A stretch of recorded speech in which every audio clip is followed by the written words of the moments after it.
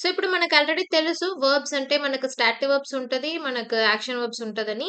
Already మనం verbs and advance వర్బ్‌లో మనకు categories అన్నీ చూసాము. కానీ ఇప్పుడు మెయిన్‌గా మనం సబ్జెక్ట్ వర్బ్ అగ్రీమెంట్ అంటే సబ్జెక్ట్, వర్బ్ ఆ 2 సేమ్‌గా ఉండాలి. దేనికి దేన్ని వాడాలో దానికి అదే వాడాలి. ఆ మిక్సింగ్ ఉండకూడదు. మనం కన్‌ఫ్యూజ్ చేసుకోకూడదు. అది ఎలా అని చూస్తే మనకు యాక్షన్ వర్బ్ అని, స్టాటివ్ వర్బ్ అని 2 ఉన్నది. యాక్షన్ వర్బ్ మీకు తెలుసు ట్రాన్సిటివ్, ఇంట్రాన్సిటివ్ అవన్నీ వస్తది.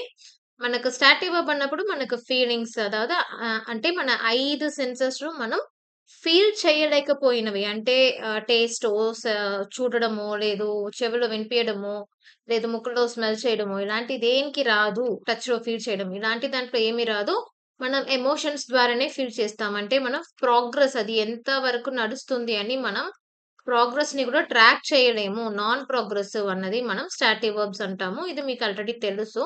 సో, ఈ స్టాటివ్ వర్బ్‌లో అన్నది మనకి ఇక్కడ be verbs, have verbs, do verbs, modals ఇవన్నీ ఉన్నది. బీ వర్బ్స్ అంటే మీకు తెలుసు.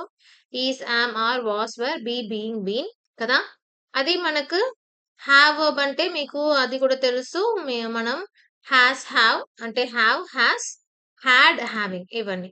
మళ్ళీ డూ వర్బ్స్ అంటే మనకు do, does, did, done, doing ఇవన్నీ వస్తది. మోడల్స్‌లో will, would, can, could, shall, should, may, might, must ఇంకా ought to be, used to be, ought to, used to అవన్నీ వస్తది. ఓకే. సో, ఇది మనకు స్టాటివ్ వర్బ్స్. దీనిదే మనకు టెన్స్ ప్రకారం జెండర్ ప్రకారం అలాగే మన సింగులరా, ప్లూరలా అనే నంబర్ ప్రకారం కూడా మనకు వర్బ్స్ మారుతది.